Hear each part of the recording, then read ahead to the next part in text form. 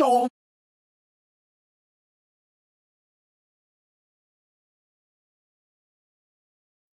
to another exciting episode of Pete vs. Society. I'd like to introduce the returning and the reigning champion guest for Pete vs. Society, the three-time guest appearance of the one, the only, Melissa Kim Corter. Melissa, how the hell have you been? Oh my gosh, I love it. That's so exciting to be like in the ranks for Right? return guests. I love it. Well, since the Um, last time we've seen each other, I've had two of my top 5 guests I've always wanted on the show. I've already done 2 seasons worth of this one, and I've told Melissa a little bit about season 3's opener. It's going to be really big, interesting one where this is going to be a part of, and things like that too. But I know since the last time we talked, I know you're mentioning books. So what have yeah. you got for us this time? My book is finally out. Yeah. So I've got, is it upside down? No, you had I it right the don't know first which time. direction I'm holding. Apothecary for the Afflicted, Shadow Work for Invisible Wounds. I'm so proud of this book. It has been so many years in the making, at least 5 to 7 years I was working on this thing before I finally had it shape up and take the form that I wanted it to. And then I'm currently editing my second manuscript, which will also come out, I think it's the fall of 2026, so later in the Hell yeah. year. Awesome. And then I just turned in a proposal for a third book. I have my fingers crossed. It hasn't been approved just yet. But that one will be on the Dark Goddesses. So it's all shadow work material. I love it though. And I'm really excited about the depth and I'm so uh, excited. having these platforms, and to be here as well, right? Because there's a Yeah. lot of places that are, they shy away from talking about these subjects. And I'm just so grateful anytime I get to participate and, share around these difficult and sometimes unsettling topics that I think we need to have bigger conversations about. Oh, I agree 100%. I think shadow work is not talked about enough. The work you do is amazing, though. I remember, for anybody that hasn't listened to any of the earlier episodes, Melissa actually was the second person to ever be on this show. And then she came back a second time to be on the video version when we started doing live interviews like this. And then when I reached out to her again, I was like, hey, listen, you got to come back. Because we talked about book 2 and during our interview, remember? Because we were talking about book 2 and 3 during that time. And you're like, well, I don't have a title for it yet, and we were still kind of hinting at it. And then when I remembered to touch back with you, I was like, hey, listen, remember about that book? And you came back and reached back out to me. And I remember we were talking about it because I was laughing because I remember our first conversation was, oh, well, sometimes I don't have time to answer you right away. That whole conversation, I started laughing when it was you responding because I know your assistant responds and then I know it's you because I know the difference between how you guys you word things. So, but I'm excited though. That's awesome though. I mean, I know we were talking about the last time. Now it's here. Now you got the third one. You got the manuscript, everything you're working on. It's like you got a lot of things going. It's so great though.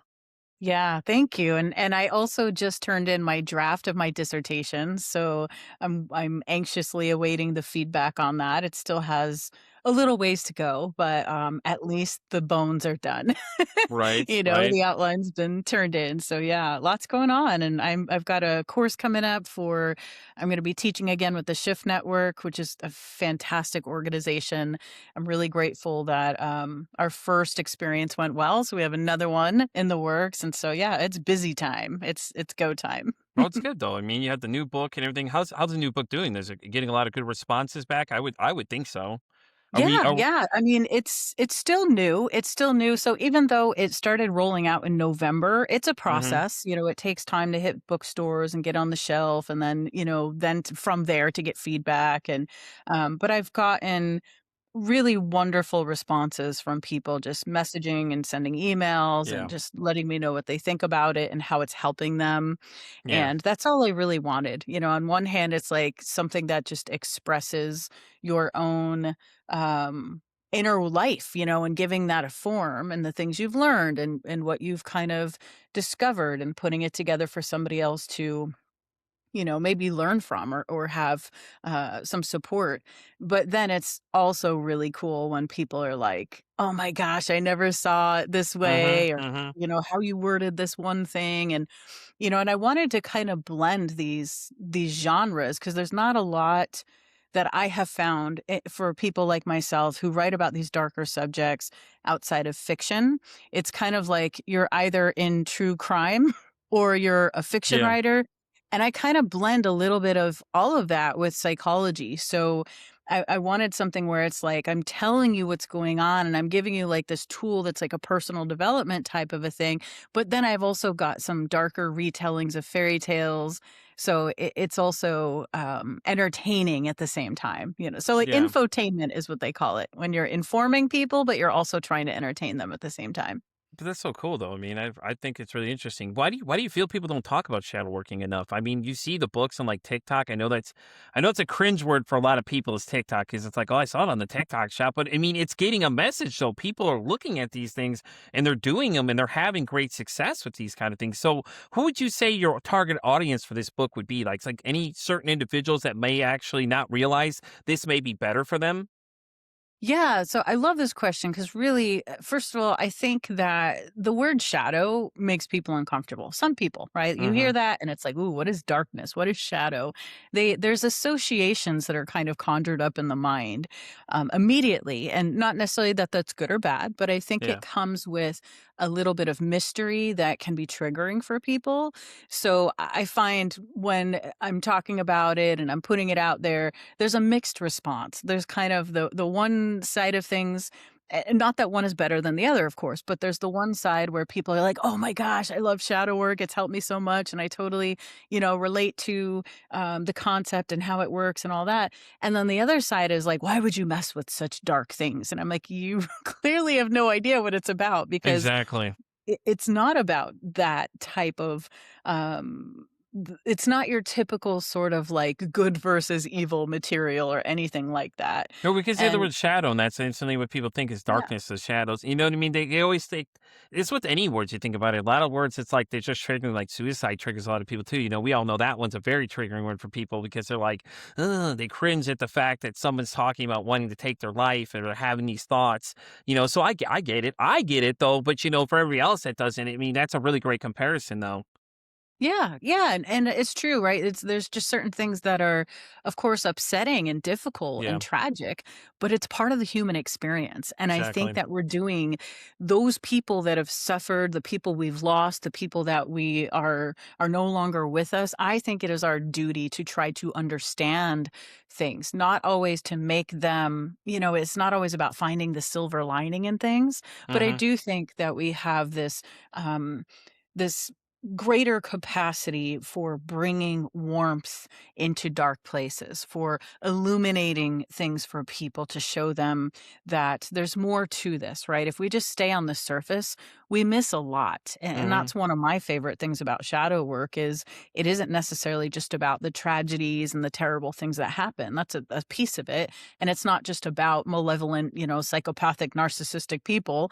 That's another piece of it, Oh my but there's God, a yeah. spectrum to shadow and darkness. It isn't all one thing. Hmm. I was doing another interview this morning actually, and I was talking to them about how, if you've ever had that experience where either sitting by a window or sitting outside in nature at night and it's dark and it's still, and for some people that is so nurturing and meditative and kind of dreamy and relaxing, and for someone else that same type of experience is deeply unsettling and triggering because all the thoughts are coming up, the anxieties, the what could Hmm. be out here in the woods Yeah. or in the darkness, things coming to get them, and same experience, but we're interpreting it all differently. And it's not to say that one perspective is right or wrong, but creating the space to have this wider lens, right? This different type of capacity to be with shadow in darkness and its various manifestations. And I think that's important and something that we lack in, I'll speak for like the United States where I tend to live and operate most.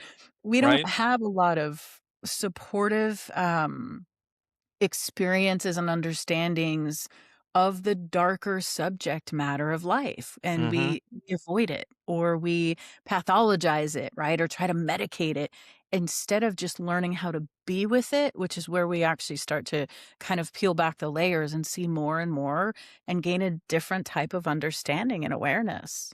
Yeah, definitely. No, I agree. I think it is that darker side of things, you know. I did a whole series on, suicide awareness and we talked about these things and it's rough. I mean, And not just that, I think a lot of things like BPD is another one that a lot of people mistake, and like they don't understand the complexity of like what it Right. is that people go through on a daily basis. My current partner, she has BPD and bipolar one together.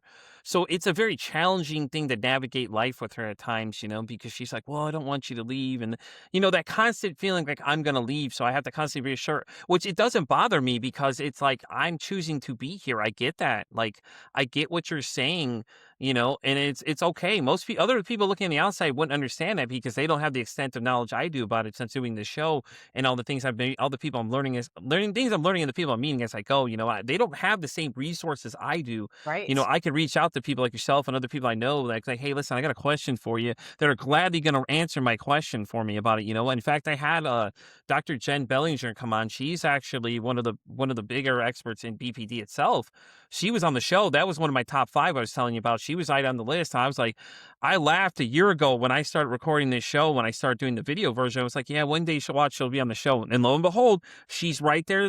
And I could reach out and ask her these things. And I told my girlfriend that too. I was like, listen, I'm going to the extent of learning these things because I want to be better supported for you. It's like, and the way I put it to her is the same way I put it to someone else is that, just because you deal with these things doesn't mean that somebody can't care for you still. It's just the level, just, you have to go from a different angle versus the way you normally would approach things. Like, it's different. Like, had I approached somebody that doesn't have these issues, it'd be a whole nother thing, but it's okay because I get it though. I understand these things. So to me, it's not so complex. To everybody else, okay, it's a different story. Yeah. Yeah, I agree. There's so many subjects that are like that.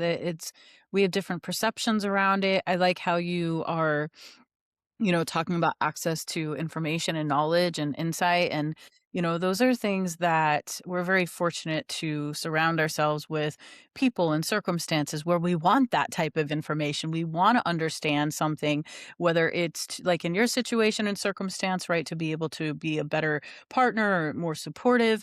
It might be for our own personal development. It Hmm. might be Hmm. just creative purposes.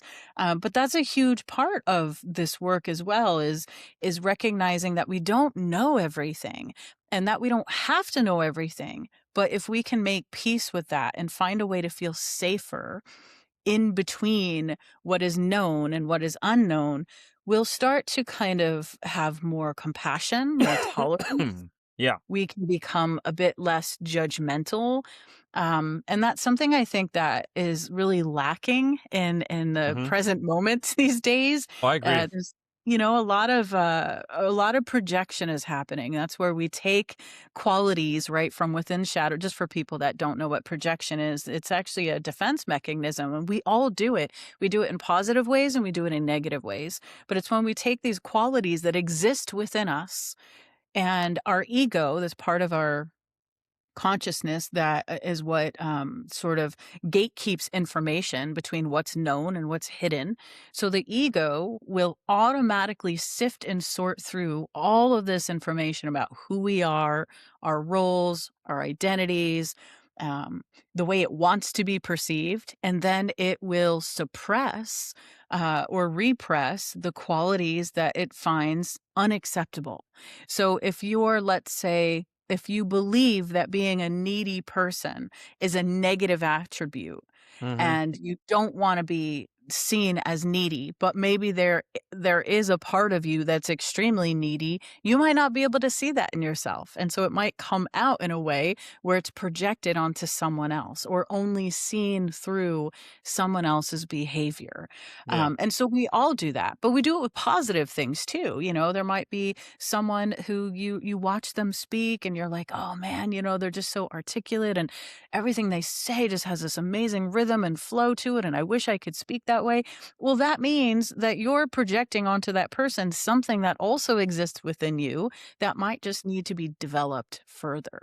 But it's this idea of being curious and open. And that's a big part of shadow work that I think is missed because it's not necessarily a focus.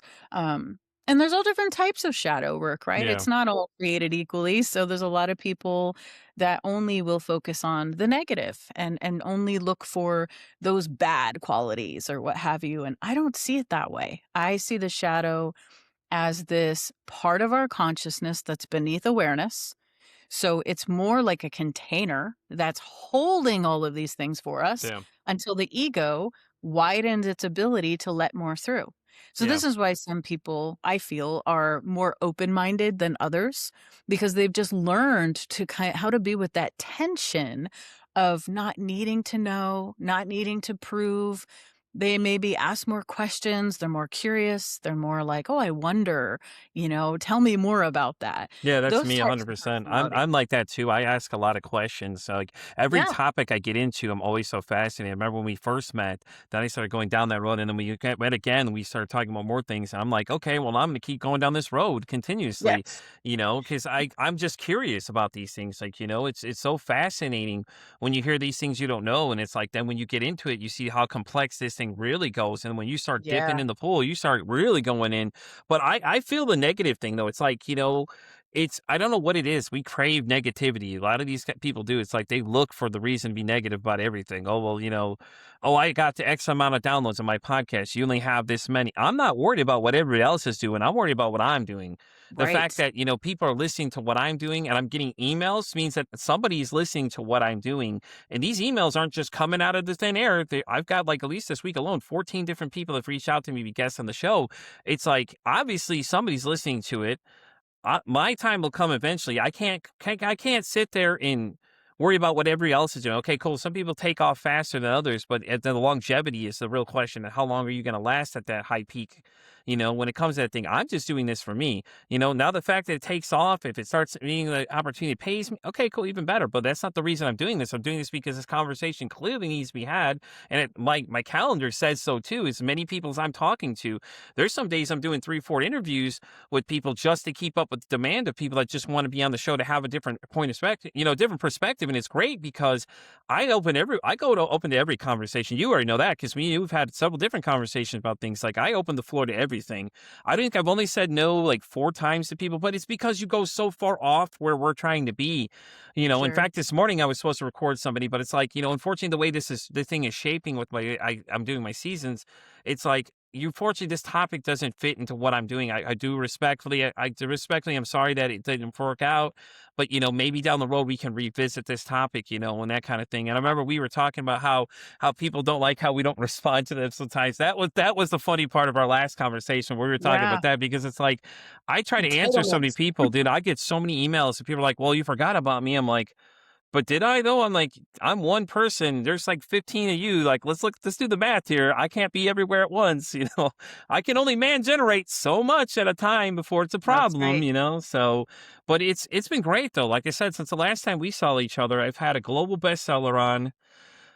God, dude, I had so many people on. It's not even funny. I had a woman that had 2.8 million downloads on her podcast. Literally come and sit in the same spot you're at, and it was just great the whole time. But the responses people are giving me are just like, "Oh, it's so great. I enjoy the way you do things. I like your conversation."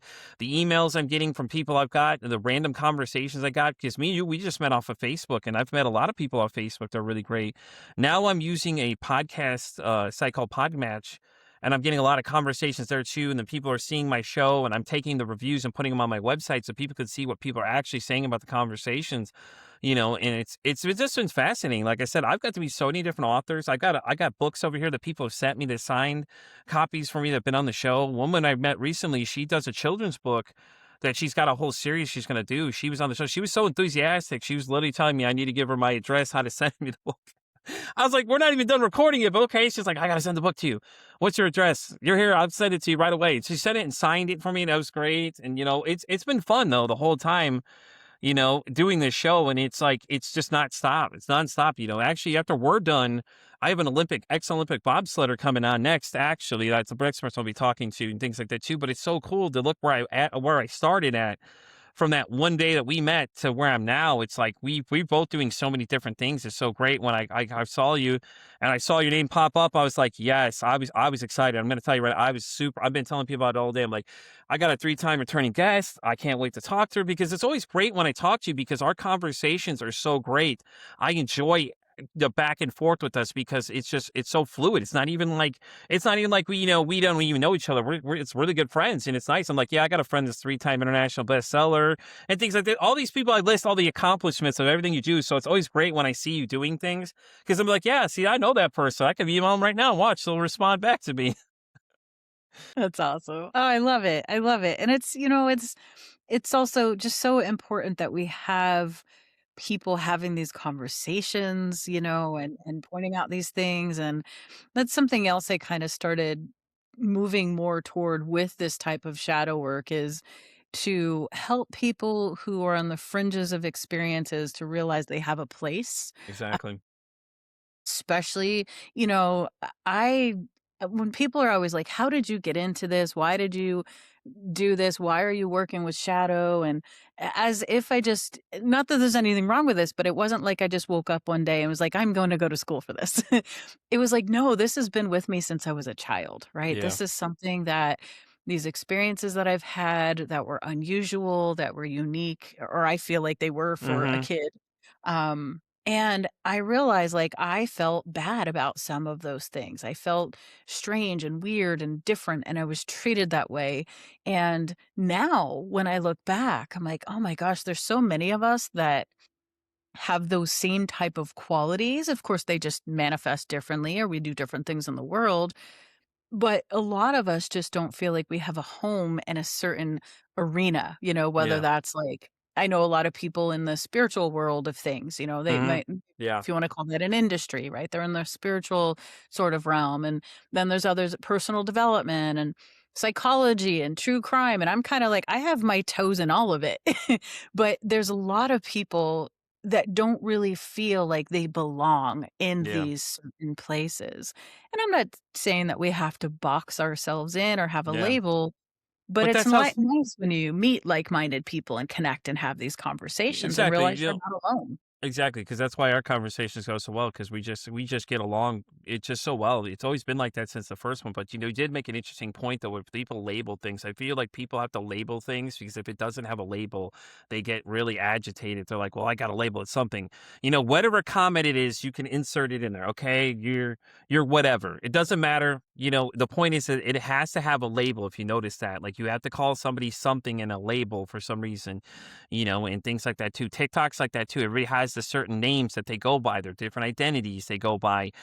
Some of the most interesting names. You play some of these online games, these identities these guys create. That's what they're known as. But then when you step back, people forget that they're actual humans. And one of the recent things I was really upset with was the NFL thing with the guy who was 24.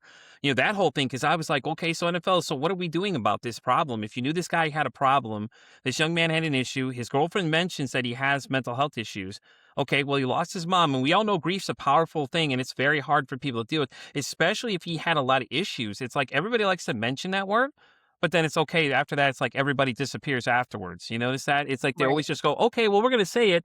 It's like the whole clickbait thing. I can't stand it. It's so annoying when you see these videos of people that it's like you're making a mockery of things that people deal with every single day. It's like, okay, when this video ends, my life still continues. I still deal with my anxiety every single day. I still deal with my depression every single day. I still deal with my suicidal ideations and things like that. These are all things I deal with. And then for you to sit here and make these videos is kind of insulting to me. One of the most recent ones that are pissing me off is the whole, okay, when you take your life, you have X amount of messages. And they start listing this like laundry list of things. I'm like, do you realize what you're telling someone that is in that state of mind? Now, granted, if they're not there yet, maybe you'll scare them. But if you've got somebody that's far enough along, it's not going to matter what you're saying to them. They're not hearing all those things you're saying to them at all. They're thinking that they're already there. One of those things could be the triggering effect of what it is, and I get everybody has an opinion, but that's one of those things that's like you have to be very careful with, because everybody's so afraid with people when it comes to suicide. It's like, well, you're going to say something's going to upset. No, once they're in that state, they're not listening. And I've actually I can't remember what I was talking, a psychotherapist that was on at the time when we discussed this originally.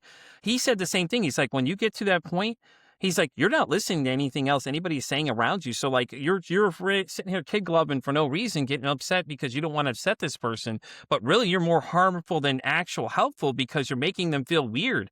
Especially people that survived it too. They're just like people know about it, then they act weird around you. And it's like Don't do that. It's the same thing with people that have addictions, it's like you treat them weird and then you wonder why they lash out at you because you're sitting here making them feel like they're the odd man out when they were battling something they couldn't control when it got to that point, you know? And it's great. And it's the internet's great and it's dangerous at the same time because I don't think people fact check enough. And it's like, I don't know.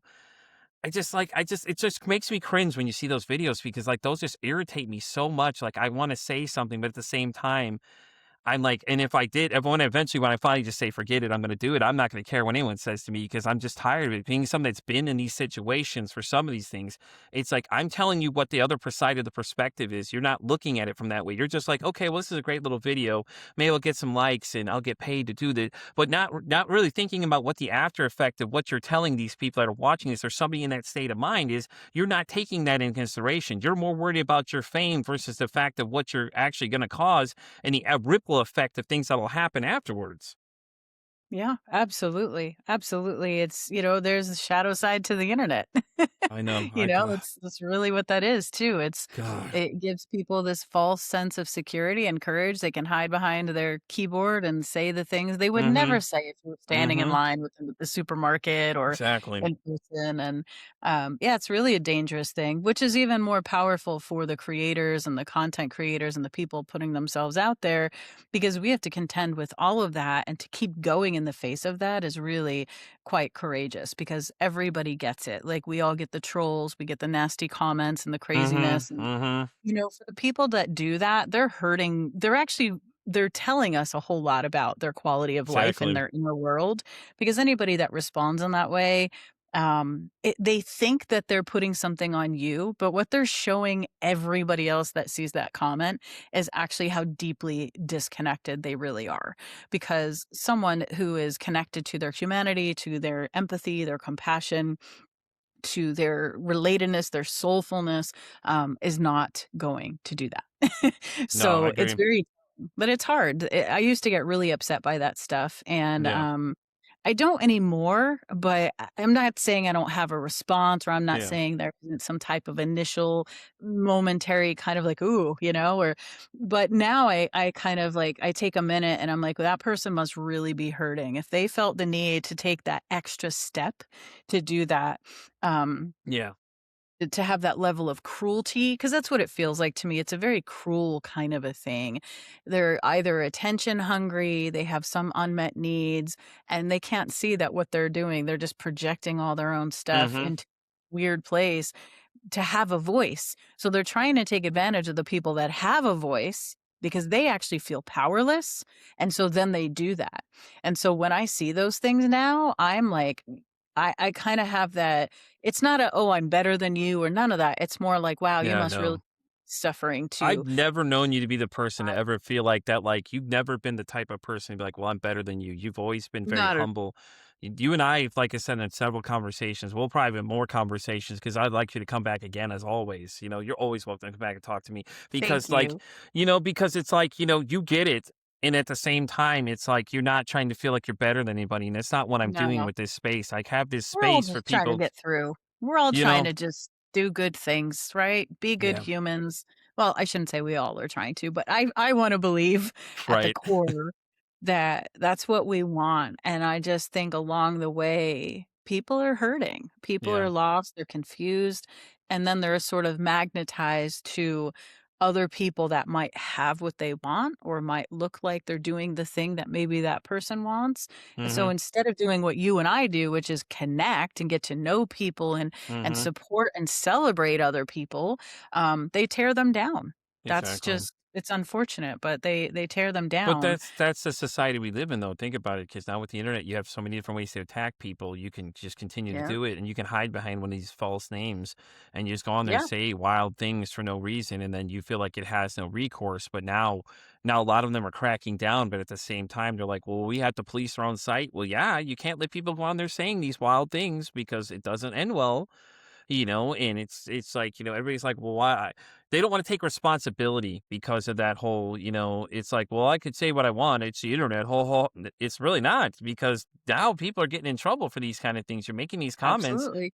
And now it's like it was like the kid that was the parents gave the gun to that had to do the school shooting, in Tennessee. He was over there. The dad they gave him the weapon knowing this kid had bad intentions. It's like, what did you think was gonna happen? You gave him a gun, gave him a device to cause problem and do very horrible things, but you're like, oh, well, it wasn't my fault. You gave it to him. What do you mean? There's systems in place so he couldn't get this. And you gave him the power to get it, and then you're like, "Well, throw my hands in there. It's okay. It'll be all right. I'll forgive." Well, no, no. And now that you have to be held accountable, now you're like, "Oh well, oh damn, that's me." And it's like it's sickening because it's like nobody wants to take responsibility anymore nowadays. And I know I had the same problem myself. I've been doing a lot of self reflecting this past year, and I've been taking a lot of accountability for the things I did before, and it got me to the situations I'm in now, and it's hard. It's not fun. Like, let me tell you, I was a horrible fucking person to people. Like, my kids wouldn't even talk to me. They talk to me now, but before they wouldn't say two words to me because I was that terrible of a person, and I was too blind to see it.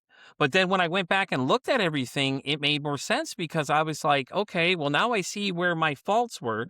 I stopped blaming everybody else and started taking action for what Pete did in this conversation. I could sit here and blame somebody all day. The same thing with my mom when she abandoned me when I was 10. It's like I have a different perspective on it now. It's a superpower now because think about it. If I had not had that happen, I wouldn't be doing what I'm doing now. I wouldn't be having this space where these people are reaching out to me on a crazy level saying, "Hey, listen, Pete, I heard your conversation with so and so.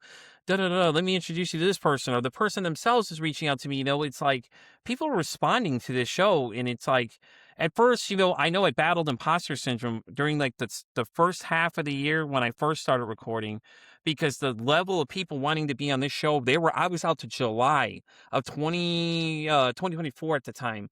I was all the way out to July. And we're in November. We're not even in the new year yet. I got people lining up to be on this show for 2 time slots. That's it. Now I've changed it a little bit so I can bulk record them though, because that way I could be so far out. I can take that extra time to myself. I have all these different systems in place, and I share the knowledge with other people too. Like I like to mentor other podcasters that get into it. I'm like, I know a little bit about it. I could teach you show you what I know. These are the things I use. Don't go through the same things I went through because it wasn't fun at first trying to text all these people back at once. Now I have digital schedulers that handle all that. I have ones that put the content out for me. They put it on all the sites for me. I don't even have to worry about none of that kind of stuff, and all the things that distribute it for me. But it's like, I just don't get it. Like, it's just like they feed for this like need to just one up each other, and we know men and women see things differently, obviously. Women tend to do the more group activity. Men have the tower system because we want to try and be the alpha male. But at the end of the day, if you're not in tune to your feelings, my thoughts is you're not an alpha male then. Well, how are you going to be the supreme being of this group if you can't even be in tune with your own feelings because it's too much of being a wuss? I mean, we could look at the statistics of suicide, at 80% of us and men that are not talking about it and doing it versus women that are talk about it and then don't succeed at it. It's like, hello, like what more number do you need for us to start saying something at this point? And it's just like it's mind-boggling, and like we both know because we post things on the internet, you see people's responses and like the things they say are just like it's just like I laugh now. But those videos, like I said, just rub me the wrong way. Like I'll get mad about it for a minute and I'll just go on my day. But it's just like it just irritates me because I don't think the negative reality of what you're doing, you're telling somebody basically their self-worth means nothing, basically in these videos. And then you wonder why the rates are so high because we're telling men not to talk about their problems, and things like that too. I did run into a couple younger guys recently. They're 23 and 21, two not really nice guys. They run a podcast called Life, and it's like life dot, L dot, all that kind of thing, how they abbreviate it all. But they were very interesting to talk to because they're so informed now that they have a different perspective. The one guy's like, "I'm just interested to know more." And I said, "Listen, keep that curiosity no matter what you do, because that is going to be your ticket in the way people are going to be attracted to you because you're so curious and you're not afraid to talk about the subjects people are afraid to say things about. Just like you're doing shadow working. I talk about pretty much everything else under the sun. I don't even care. Like I said, I'll talk about every subject. I've had a wide range of things since we've last spoke that I've had on the show, just different situations have happened. But it's like, I told them that I said, listen, and then they invited me back for episode 20 because we had a great time when we first met. So I told them, I said, when you hit 20, hit me up because I said, I'll come back and we're going to celebrate 20 because that's an achievement for most podcasters. Most people don't make it past 20 episodes. Me, I'm at like, God, I don't even know now. I've reached 100 before the first season even ended for me. I was already at 100 episodes already. and I did like 200 interviews in the first year of the show itself, but I have so much more knowledge and a little more comfortability with it. It's so great because if I didn't go through that, I don't think I'd have as much success as I'm having now because the way the conversations are going, I'm just having a great time doing this. This isn't even work. I enjoy this. This is the highlight of my day most days, getting to see people I've seen before and I haven't seen in a while, and coming back and having these conversations. So it's always great to see what you guys are doing though. Yeah, no, it's fun. It's fun. It's meaningful, and I think we need more places that can have these kind of conversations. Hmm. There are There's just more though. There's more coming up. I met a recent podcaster too that I was actually going to ask you about too.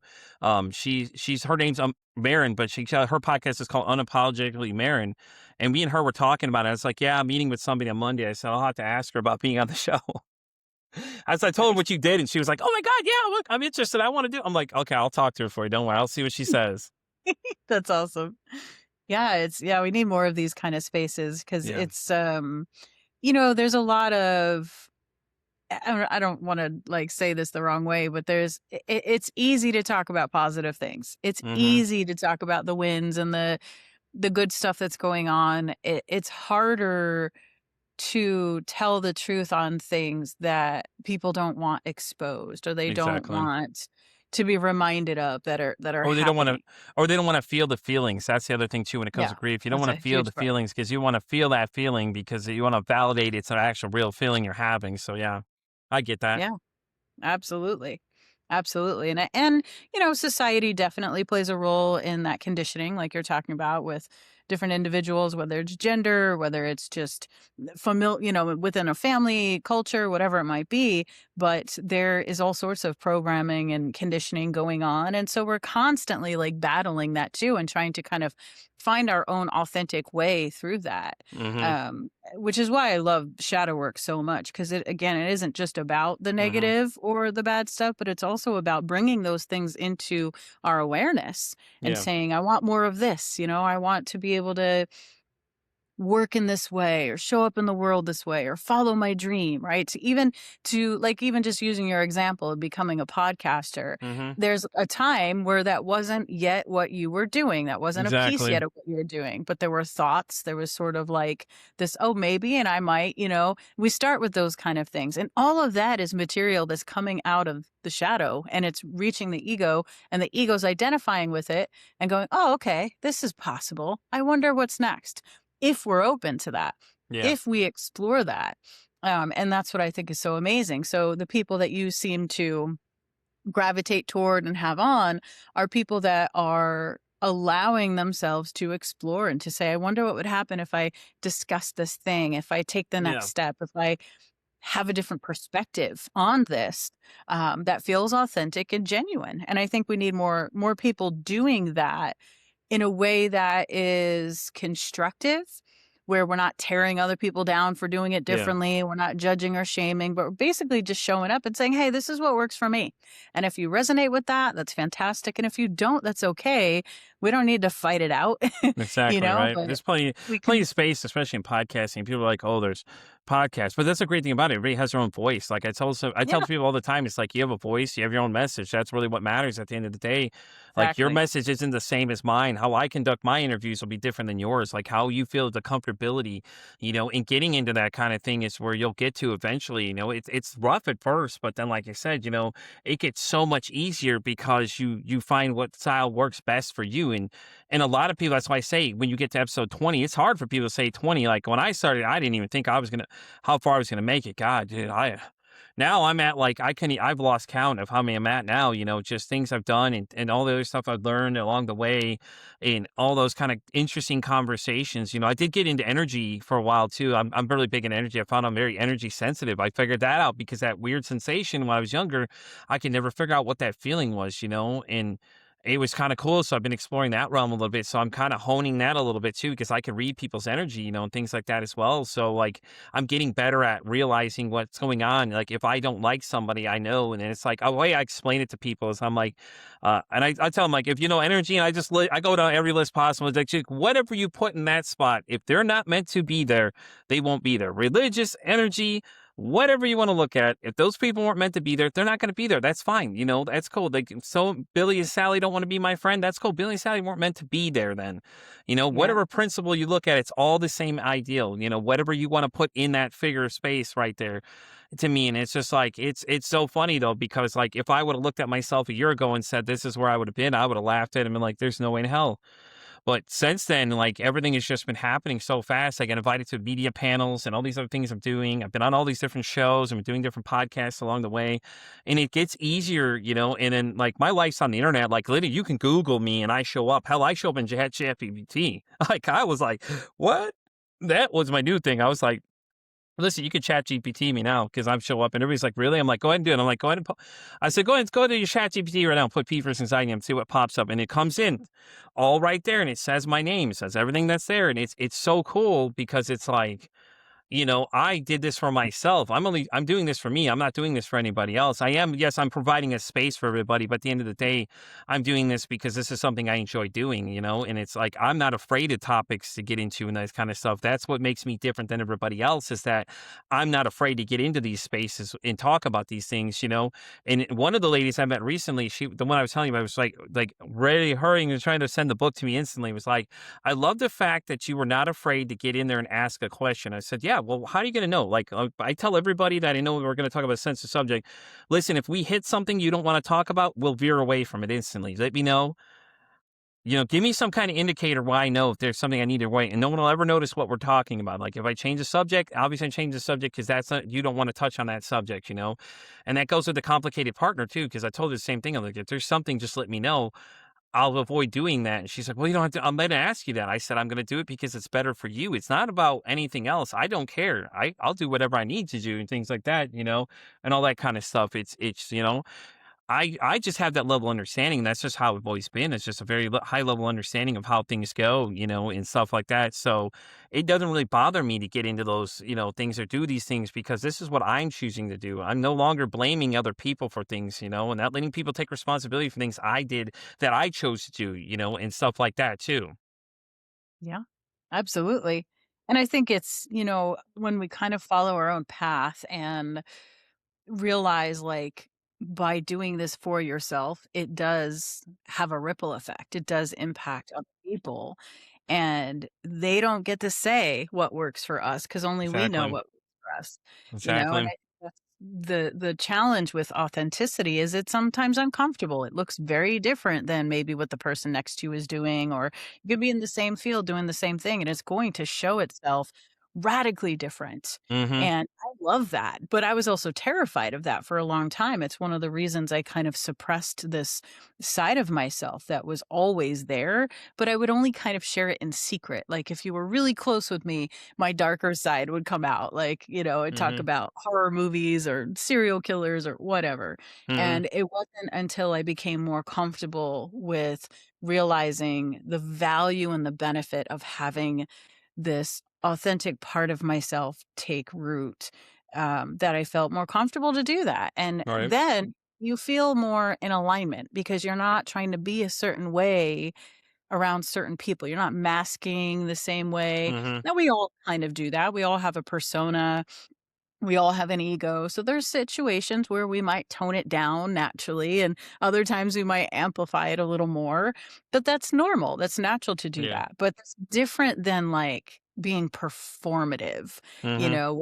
which the persona is really good at being performative. And so it's great also, like you're talking about, to be sensitive to energy and pay attention to that because that's one of the things we'll automatically sense is that authenticity or lack of it Mm-hmm. in someone else. And it doesn't have to be a negative thing where somebody has bad intentions or is trying to cause harm, but maybe they're just not trusting themselves. Maybe they're not um following their bliss, right? Or Yeah. doing the thing that would bring them joy, and we can Yeah. sense that too. You can sense that too in someone's, energy and conversation. So authenticity and living from that place, it can be really difficult, but Yeah. that's part of the reward of being with that challenge, that tension, that stress, or that resistance, whatever you wanna call it, is that you start to feel really at home within yourself in a way that's hard to explain unless you feel it, unless Yeah. you really start to learn to appreciate who you are as an individual. Yeah. And sometimes that means we have to look, act, feel, sense, whatever, different than the direction of the herd. Mhm. And in our culture and society, it is hard to do that. We're rewarded for going along with, Mhm. Yeah. what everybody else is doing. But us Yeah, on I the agree. outliers, we're like, yeah, that doesn't vibe for me. I'm gonna go do this over here. And if people don't like that or they don't appreciate it or if it's not for them, that's okay. I think it's more about not letting yourself down at the end of the day, and I mean that from an authentic place of, like, genuine compassion. I'm not saying Mhm. to be selfish Yeah. in a way that's like, "Screw everyone." I mean it more like when you're in touch with that authenticity and you're doing things with integrity and from the right place, it has that ripple effect. And so by taking care of yourself and doing what's right, you will naturally, if that's really in alignment for you, want to share that with others and Yeah. want to best for them. You stop getting jealous. You stop sort of trying to tear people down when they're celebrating something or sharing something. You start listening. You start realizing like, "Oh my gosh, this is just, you know, it's such a undervalued gift and skill to be able to appreciate authenticity and uniqueness because for some people it's triggering, right? It triggers their Yeah. jealousy or Yeah. something else. For others it's not safe. It's like, well, if we stand out, we're going to be a target. So Yeah. when your path is certainly, not as easy as people, Right. want to believe, but it's so rewarding, don't you think? I agree 100% with you. So, Melissa, before we start wrapping up this episode, unfortunately, I'd love to sit here and talk with you for hours, which we probably could. I am going to ask you something that I started asking people after I met somebody recently. So, the question to you is that if your mental health had a song, what would that song be? This is a fun one. I love this question. This one always gets a very interesting answer from people. My god, what is that? The remake is by, Disturbed, I think it was, did the remake of, Oh, this I is can't interesting. Okay. Okay. what is the Disturbed. name All of the right, Melissa. All right. song? Oh, so the song is, "Hello Darkness, My Old Friend." You know what I'm Yeah, talking okay, yep, yeah, I know exactly what you're talking about, What yes. is that song called? I I don't don't think I that's don't know the off the top of my head title. either. Normally, I'm your music guy, but I'm just that one is going blank, but normally I would be able to recite 90% of the songs for you, no I love problem. that song. But That that's a gives really me good answer, though. Disturbed's we haven't had Disturbed yet on the show so far. We've had some interesting answers. So far, the top answer was, Rage Against the Machine, which is a personal favorite band of mine, but, what's her name? Susan Snow came on, the author of The Other Side of the Gun. She came on and she said, "Pete, you're gonna make fun of me." I said, "Why?" She said, "Rage Against the Machine." I said, "What do you mean? Rage Against the Machine is one of my favorite bands of all time. You kidding me? I love Rage Against the Machine." So, and okay, so the next question, and the reason I started this podcast is that if you could break the stigma about mental health. Now, this is anything recently you've heard that you just want people to stop believing. What would you say that would be? Say that again, I'm sorry, what was it? If you could break the stigma about mental health, just anything you've heard recently since the last time we talked, what would you say that would be?